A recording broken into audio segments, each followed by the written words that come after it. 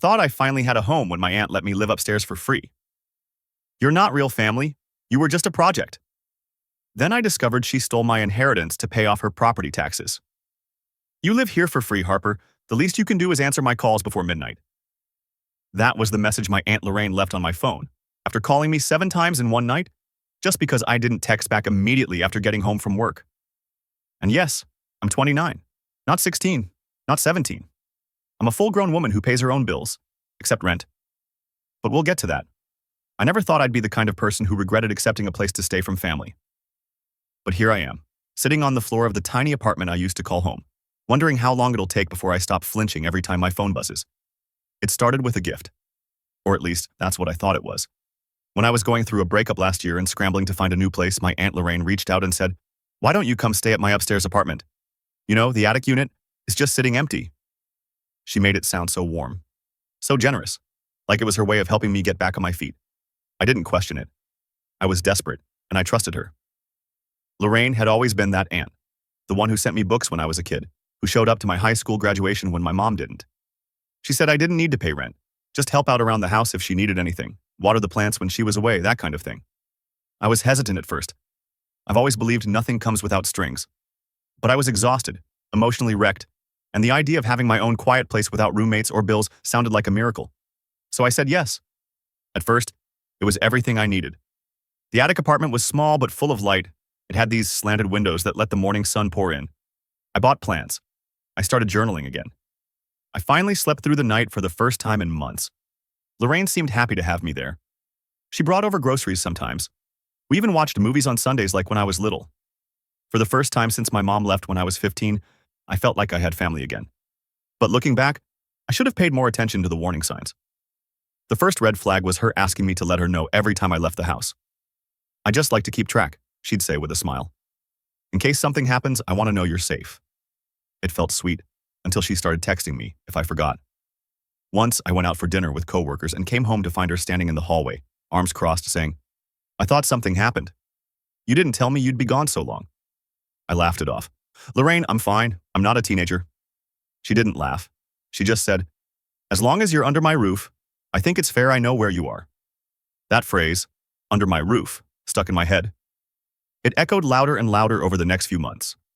Soon, she started checking in more often, calling late at night, commenting on how messy my kitchen looked if I didn't do dishes immediately, asking why I bought another pair of shoes when I wasn't paying rent. Little things. Things you tell yourself not to overreact to.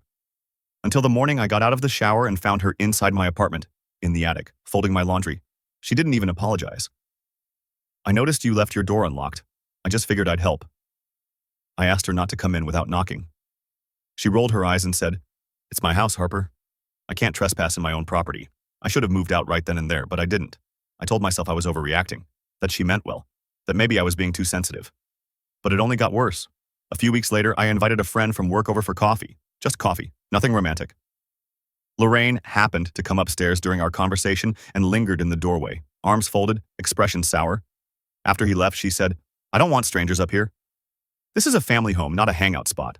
I told her she had no right to control who I see. She just said, "You're living here for free, Harper. Don't forget that." That's when it clicked. This wasn't a gift. It was leverage. She hadn't given me a home. She'd created a leash. I started looking for other places that week. I didn't say anything. I figured I'd quietly find a new apartment, give her notice, and leave on good terms. I still wanted to believe we could part peacefully. But then came the envelope. It was taped to my door one morning in a manila folder labeled Internal Agreement. Inside was a typed-up document titled Mutual Residential Agreement, Terms and Expectations. It outlined things like curfews, guest restrictions, behavior guidelines, and even an emergency access clause that allowed Lorraine to enter the unit at her discretion. At the bottom was a line for my signature, and beneath that, "If not signed and returned within 72 hours, tenancy will be considered revoked." I stood there holding the paper, hands trembling, my heart racing. It wasn't just a power move, it was a legal trap disguised as generosity. And just when I thought I couldn't be more stunned, I flipped the page and found a clause about transferring the unit to her great niece in 6 months. I'd never even met the girl. I grabbed my phone, called a friend of mine who works in a law office, and asked him to read it. After a pause, he said, "Harper, this isn't about giving you a place to live. She's preparing to replace you." That was the moment I knew. I wasn't just a guest. I was a placeholder. and I needed to get out before I was erased. I stared at the last line of that so-called agreement until my eyes blurred. Future residency transfer to Caitlin Mitchell, effective upon tenants vacating or non-compliance. Caitlin Mitchell. A name I hadn't heard in over a decade. Technically, she was my second cousin, but in practice, just a stranger Lorraine paraded around once or twice during holiday dinners before she vanished to some prep school upstate. I hadn't seen her since we were teenagers. Apparently, she was due to inherit my apartment. Correction, Lorraine's apartment. I guess I needed to stop calling it mine. That night, I barely slept. Every time I closed my eyes, I imagined Lorraine unlocking my door again, wandering in like it was her right, watching me, keeping score of every dish I left in the sink or every minute I stayed out past 9 p.m. I felt invaded. Not just in space, but in self. The next morning, I didn't even brush my teeth before calling Andrew, my friend at the law office. I sent him photos of the document and paced the apartment while I waited. When he called back, his voice was calm but clipped. That's not a lease, it's a behavioral contract. If you sign it, she gains leverage over you in ways you can't undo later. Then he added, and if you refuse, she could legally begin eviction. There's no written lease, Harper. That works both ways. I swallowed the lump in my throat. So what do? Don't sign anything, don't say anything, start documenting everything, and get out. I wanted to cry, but I didn't. Instead, I stood in the middle of the kitchen, staring at the space I'd spent months turning into a home. The curtains I sewed, the plant wall I built from old milk crates, the mug rack I mounted next to the sink, even though Lorraine said it was too cluttered. It hit me all at once. I'd made this place feel like mine, but it never was. I was just a temporary fixture until Caitlin swooped in and claimed it with fresh paint and throw pillows from Anthropology. And Lorraine? She'd been planning this. I started packing that night. Quietly, methodically. One box at a time. I didn't want her to know, not yet. I needed time. I needed options. But of course, she didn't give me that. 3 days after the envelope, she came knocking. She didn't wait for me to answer. She walked right in. I was halfway through boxing up my bookshelf when she stepped into the room and froze. What is this? She demanded. Are you leaving? I didn't answer right away. My chest tightened. I was terrified of her reaction, but more than that, I was done playing nice. I haven't signed your document, I said quietly.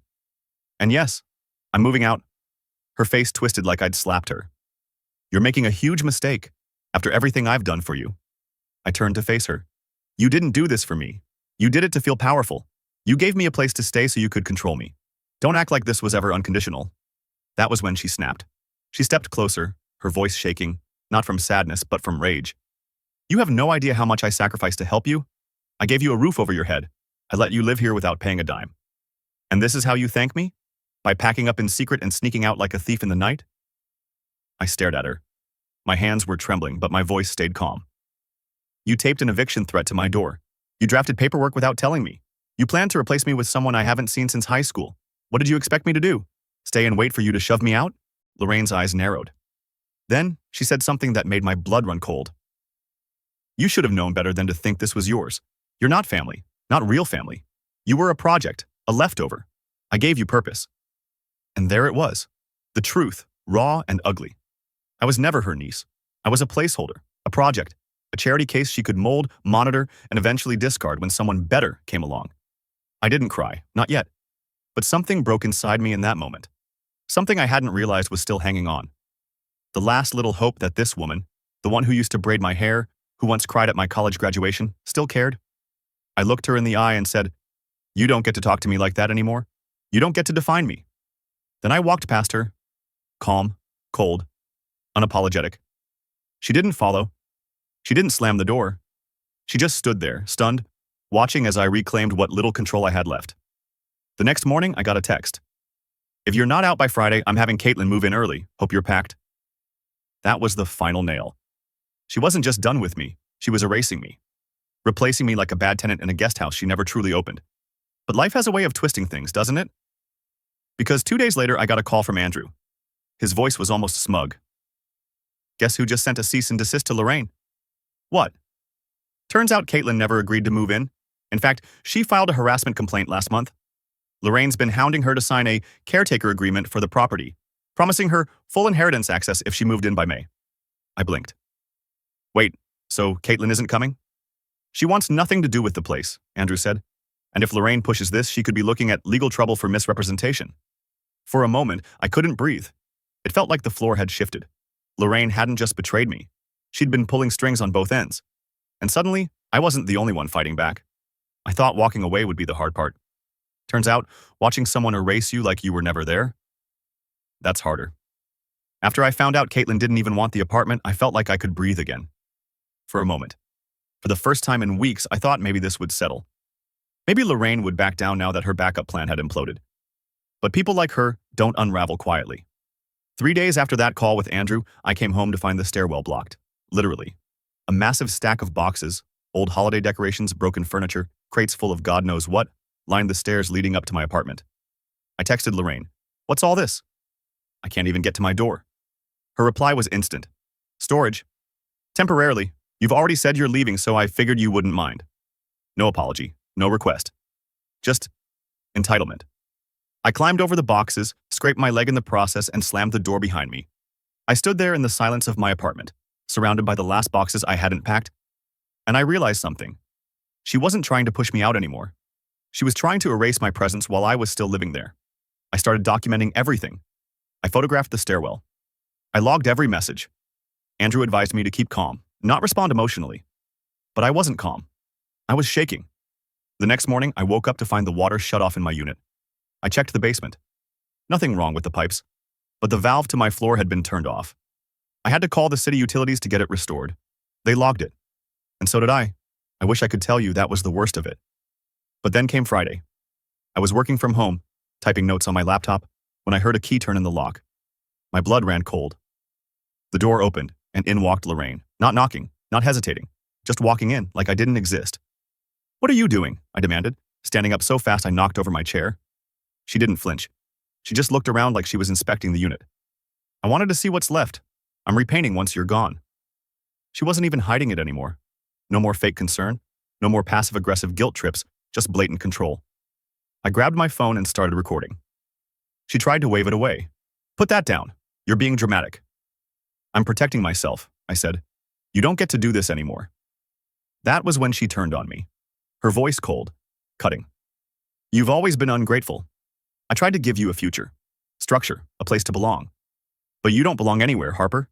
You're just like your mother, always running." She knew that was the line, the one thing she wasn't supposed to touch. I felt my breath catch in my throat.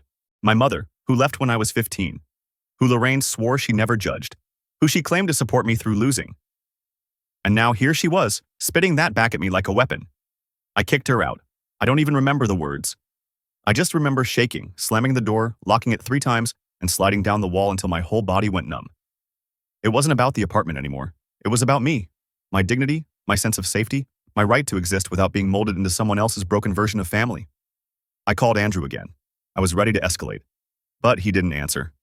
Instead, I got a call from an unknown number an hour later. It was a social worker. Apparently, Lorraine had reported me for unstable behavior and potential emotional distress, claiming I might be a harm to myself or others. She filed it as a wellness concern. I couldn't speak. I stood in my kitchen, hand frozen around my phone, while this calm woman on the other end gently asked me if I had someone to talk to, if I felt safe, if I'd considered getting help. It was then I realized Lorraine wasn't trying to evict me anymore. She was trying to discredit me, because when control fails, people like her don't back off. They destroy your credibility. They poison your name until you're the unstable one, the one who overreacted, the one who should have been grateful. I managed to keep it together during the call. I told the woman everything, calmly, clearly, and with evidence. I sent her copies of the agreement, photos of the blocked stairwell, the shut-off water valve, the video of Lorraine entering uninvited. She thanked me, said she'd log the call as resolved. But I could hear the sadness in her voice, not pity, recognition. She'd seen it before. After I hung up, I sat on the floor of the apartment I no longer wanted. I thought about every time I'd justified Lorraine's actions. Every time I'd laughed off the boundary crossing. Every time I told myself, it's not that bad. And I thought about the little girl I used to be, curled up in Lorraine's guest room with a blanket and a book, believing that woman was the only safe place left in the world. She wasn't. She never was. And here's the part that wrecked me. Later that night, I got a message from Caitlin. Yes, that Caitlin, the cousin I thought I barely knew. She'd heard from a mutual relative what was happening. Her message? "Hey Harper, I don't know you well, but I want you to know. I went through the exact same thing with Lorraine 3 years ago. I just didn't think it was my place to warn you. And I'm so sorry." That's when I broke. Not out of pain, but out of recognition. I wasn't crazy, I wasn't alone, and I wasn't the first. To anyone reading this who's been made to feel like you're overreacting or like your hurt is just drama, I see you. You're not being difficult, you're not too sensitive, you're just finally recognizing what's been done to you. And maybe like me, you're ready to reclaim yourself. I used to think revenge meant getting even, but now I understand.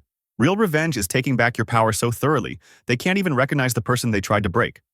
After Caitlin's message, something inside me shifted. Not out of anger, not even pain. It was clarity. Lorraine had done this before. I wasn't her first project. I was just the one who finally pushed back. And I wasn't going to just walk away quietly anymore. That same night, I opened a new folder on my laptop and titled it, Exit Plan, Not Yours Anymore. Step 1 was already done. Document everything. Step 2, make sure she knew she couldn't erase me. First, I filed a formal complaint with the city housing department, not just about the stairwell blockage or the water shutoff, but about Lorraine's misuse of access and attempts to intimidate a tenant. I attached time-stamped photos, video footage, and screenshots of our messages. I didn't expect immediate action, but I wanted the paper trail to be undeniable. Next, I met with Andrew in person. He took one look at the documentation and said, "We can send a cease and desist. But if you want to go further, I think we can build a case for harassment." I nodded. I don't want her punished. I want her stopped. But the real move, the one I was most proud of, was quiet. I contacted Lorraine's HOA. Yep. The building had a homeowners association, and while Lorraine liked to pretend she ran the place, she'd been barely following the rules herself. I requested an anonymous compliance review. Turns out, Lorraine had never registered the upstairs unit as a separate occupancy. She wasn't even supposed to rent it out, let alone draft her own behavioral contracts or file faux wellness concerns with the city. It was all smoke. She wasn't protecting her property. She was violating her own bylaws. While all that was moving, I stayed calm, polite. I texted Lorraine once, simply saying, "I'll be moving out by the end of next week. Please respect my space until then." She didn't reply, but I knew she wouldn't stay quiet long. And I was right. 2 days later, I came home from a quick grocery run and found a sticky note on my door. Nothing dramatic, just 3 words, written in all caps. "You are done." That was the moment I realized she was unraveling. She knew the walls were closing in. I kept moving, quietly packing, quietly documenting, quietly winning. Then came the HOA inspection. I wasn't present for it, I made sure of that. But a neighbor texted me saying Lorraine had been yelling in the hallway something about ungrateful tenants and lies being spread. Apparently, when the inspector asked about the upstairs unit, Lorraine tried to claim it was just occasionally used for family. But the inspector had photos, ones I submitted anonymously, showing my name on a mailbox, deliveries, a clearly lived-in space. I don't know what happened in that meeting exactly, but the fallout? Immediate. The next morning, I found a formal notice taped to Lorraine's door. Code violation, unauthorized rental conversion. Penalties, fines up to $5,000 and required corrective action. That night, she called me. Not to apologize, not to back down, but to scream. "You think you've won?" she spat through the phone. "You little liar, I gave you everything. You repay me with this?" I held the phone away from my ear for a moment. Then, calmly, "You gave me nothing. You offered control and called it kindness." She hung up on me. And I swear, I've never heard silence feel that satisfying. But here's the part that nobody saw coming. Not even me. The day I moved out, I was wrapping the last of my books in brown paper when I noticed a thick envelope had been slipped under my door. I thought it was another angry note. But it wasn't. It was a legal document. A copy of my late grandfather's will. I froze. I hadn't seen that man since I was 10. He'd passed away years ago. Lorraine had been executor of his estate. Inside the packet was a letter from Caitlin. Apparently, when Caitlin learned what Lorraine had done to me, she started digging. Her own mother had suspected something was off when Lorraine inherited more than expected. And what Caitlin found? Lorraine had withheld inheritance documents from me. My grandfather had left me a monetary trust. Not much, but enough to matter. Money that was meant to help me with education or housing or life transitions. And Lorraine? She'd never told me. She'd accessed the account. She'd used it to pay property taxes on the building. For her benefit. It was fraud. I didn't cry when I read that. I didn't scream. I just sat on the floor, staring at the paper, knowing I'd been manipulated in ways far deeper than I ever realized. And yet, somehow, I felt stronger than ever. Because now I wasn't just walking away with my head held high. I had proof. I had a voice. And for the first time in years, I had the fire in me to use it. I know a lot of people reading this might not relate to every detail. But if you've ever been gaslit by someone who said they loved you, if you've ever been told to be grateful while someone stripped you of your independence, if you've ever been made to feel small in a place you were supposed to feel safe, You're not alone. And you're not powerless. You may not win overnight, but you can win. I always believed Lorraine would never face real consequences. People like her, smart, manipulative, respected in their little communities, don't usually get caught. But when Andrew looked me in the eyes and said, "She committed financial fraud, Harper, and we can prove it," I felt something shift. Not triumph, not anger, just readiness. Over the next 2 months, things moved fast. Andrew's legal team filed a formal petition to access my grandfather's trust history. The records showed that Lorraine had siphoned off over $23,000 across several years, transferring funds, disguising them as maintenance reimbursements for her property, and even forging signatures on internal authorization forms. Meanwhile, the HOA moved forward with their own violations. Lorraine was fined $6,500 and forced to dismantle the unauthorized upstairs unit. Her protest only made things worse. She missed the appeal deadline, then tried to file a late response claiming family drama had clouded her judgment. It didn't work. She lost her standing in the board. Her reputation crumbled. And slowly, her little world, built on control, silence, and guilt, started falling apart. But here's what surprised me most. I didn't feel happy watching it happen. I felt nothing. No revenge fantasy, no fist pumping, just a deep, quiet relief. One by one, the systems she'd built to protect herself turned against her. She was ordered to repay the trust. Caitlin, God bless her, stepped up as a witness in the proceedings. Apparently, Lorraine had tried the same tactics with her, offering financial incentives in exchange for silence. But Caitlin had found her voice too. I moved into a new place around the time the restitution order came in. A small walk-up with creaky floors, mismatched cabinets, and a neighbor who plays jazz sax at 2 a.m. on Tuesdays. It's not perfect, but it's mine. No contracts taped to my door, no locks turned in the middle of the day, no footsteps upstairs that make my stomach tighten. Just peace. And then, about a month after I moved in, I got a letter. Not from Lorraine, from her attorney. It was short, cold, full of legal language that boiled down to this. Lorraine would not challenge the repayment. She would comply with the ruling and respect the decision to disengage from any future familial contact. I reread that last sentence 5 times. Disengage from any future familial contact. That was it. That was her way of saying, we're done here. She didn't get to say goodbye. She didn't get to rewrite the narrative. She didn't get to remind me of all the good things she did. She just disappeared from my life. Finally. But just when I thought the last thread had been cut, something else arrived. A box. No return address. No note. Inside were 2 things. A black and white photo of me and my mother from when I was 6. Me in overalls, her holding a popsicle to my chin after I scraped my knee. And a small silver locket I hadn't seen in years, the one Mom used to wear until she left. I stared at it for a long time. It was real. Not a message, not manipulation. Just a piece of my past returned quietly. I'll never know why Lorraine sent it. Maybe guilt. Maybe fear. Maybe, for the briefest moment, she remembered I was a child who once trusted her. But it didn't matter. Because she doesn't get to explain herself anymore. I do. This was never about taking something back. It was about making sure no one ever gets to take something from me again. If there's one thing I've learned from this whole mess, it's this. Power doesn't come from confrontation. It comes from clarity. Clarity about who you are, what you deserve, and where your boundaries truly lie. And if you've ever had someone violate those boundaries, quietly, persistently, until you forgot where they even were, I hope you know, it's not too late to reclaim them. You're not alone in that.